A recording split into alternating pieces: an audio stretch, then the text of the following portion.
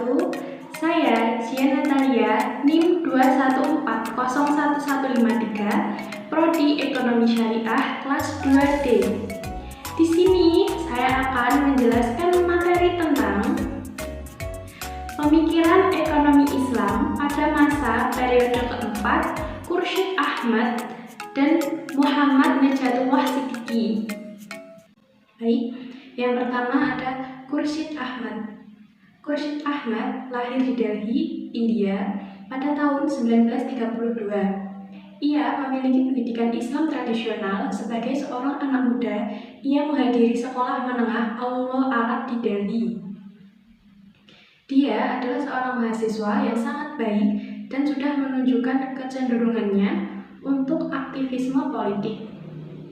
Pada tahun 1948, setelah pemisahan anak benua India dan pembentukan Pakistan, Khursyid Ahmad dan keluarganya berimigrasi ke Pakistan Barat, melakukan perjalanan pertama ke Lahore selama beberapa bulan, dan kemudian ke Karachi di mana keluarga itu menetap.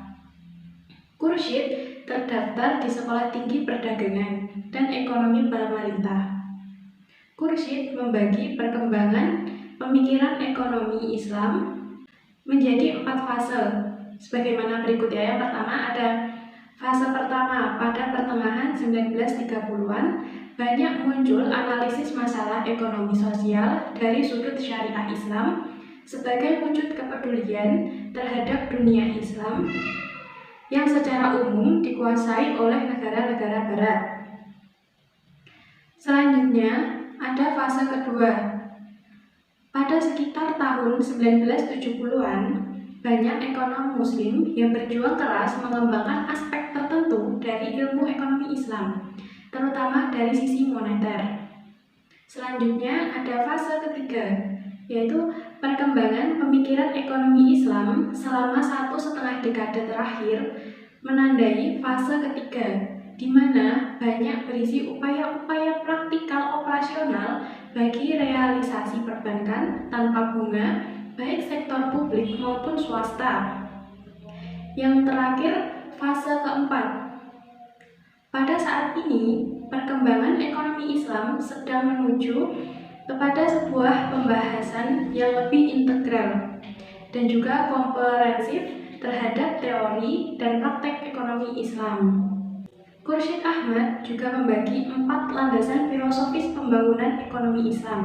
Yang pertama ada tauhid. Filosofi ini menjadi landasan awal untuk mengacu pada persatuan dan kedaulatan Allah yang telah menetapkan hubungan Allah dengan manusia dan hubungan manusia dengan manusia.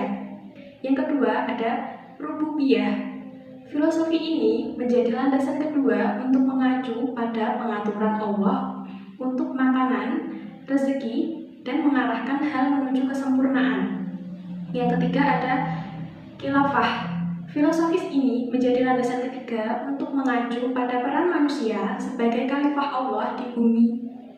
Yang terakhir ada tazkiyah.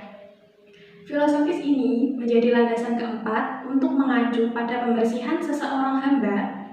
Menurut Khursyid Ahmad, ekonomi Islam adalah sebuah upaya sistematis untuk mencoba memahami permasalahan ekonomi dan perilaku manusia dalam hubungannya dengan masalah tersebut.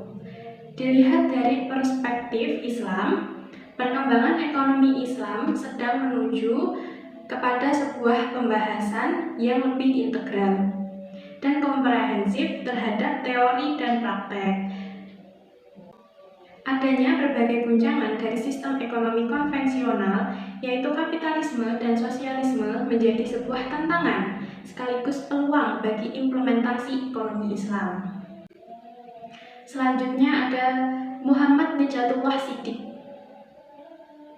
Siddiqi lahir pada tanggal 21 Agustus 1931 Masehi dan dibesarkan dalam lingkungan agama yang kuat di India. Ia juga memiliki fondasi keilmuan Islam yang kokoh sehingga bisa menerjemahkan dan mengimplementasikan ekonomi Islam pada dunia nyata.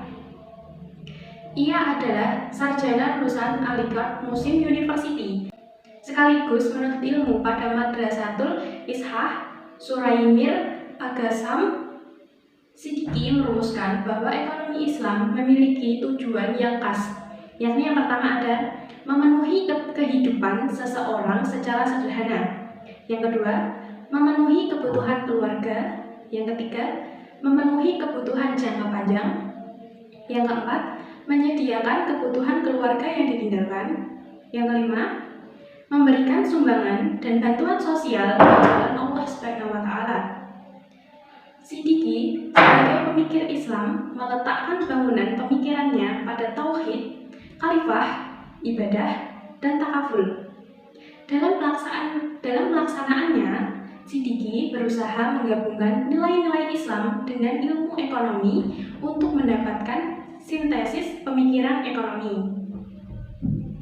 Perpaduan konsep ini dilakukan dengan memasukkan perspektif Islam berupa asumsi, norma, perilaku, dan tujuan sehingga melahirkan langkah-langkah operasional yang sejalan dengan aturan syariat. Selain itu, Siddiqui juga sangat berperan dalam mengembangkan asuransi syariat yang dikenal dengan takaful. Hadirnya takaful dengan sifat utama tolong-menolong telah memberikan ruang yang besar untuk menyelesaikan masalah-masalah sosial. Sekian penjelasan dari saya. Bila ada kurang lebihnya, mohon maaf. Wassalamualaikum warahmatullahi wabarakatuh.